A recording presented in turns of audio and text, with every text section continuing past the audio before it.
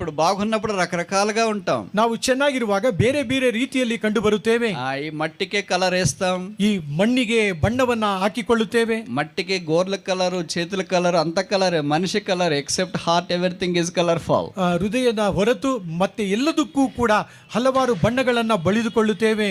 రకరకాల బట్టలు వేస్తాం, ಬಣ್ಣ ಬಣ್ಣದ ಬಟ್ಟೆಗಳನ್ನ ತೊಟ್ಟುಕೊಳ್ಳುತ್ತೇವೆ. Apple watch, Apple watch, Apple gadgets, ಈ ರೀತಿಯಾದ Apple phone, Apple laptop, all Apple కొరికిన యాపిల్. ಆಪಲ್ ಸಂಬಂಧಪಟ್ಟಂತ ಎಲ್ಲ ಉಪಕರಣಗಳನ್ನ ಬಳಸುತ್ತೇವೆ.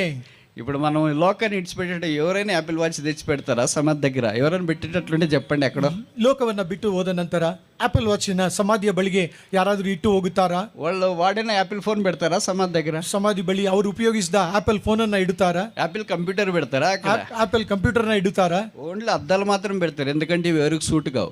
ಈ ಕನ್ನಡಕವನ್ನ ಮಾತ್ರ ಇಡ್ತಾರೆ, ಯಾರು ಸಹ ಇದನ್ನು ನೋಡುವುದಿಲ್ಲ. సూట్ అయితే ఎవరు పెట్టరు? ಅದು ಇತರ ಕಾರ್ಯಗಳನ್ನ ಇಡುವುದಿಲ್ಲ. ఇంత సంపాదించున్నావు, ಇಷ್ಟು ಸಂಪಾದಿಸಿದಿ, వజ్ర వైడూర్య మరకత మాణిక నీళ్ళ ಕೆಂಪల పచ్చల యాపిల్ అన్ని సంపాదించినావు, ವಜ್ರ ಮಾಣಿಕ್ಯ ವೈಡೂರ್ಯ ಎಲ್ಲವನ್ನು ಆಪಲ್ ಎಲ್ಲವನ್ನು ಸಂಪಾದಿಸಿದಿ. నువ్వు ఒక్కడవే వచ్చావు, ನೀನು ಒಬ್ಬನೇ ಬಂದಿ, ఒక్కడవే ఎక్కడికి ಒಬ್ಬನಾಗಿ ಹೋಗುತ್ತಿ.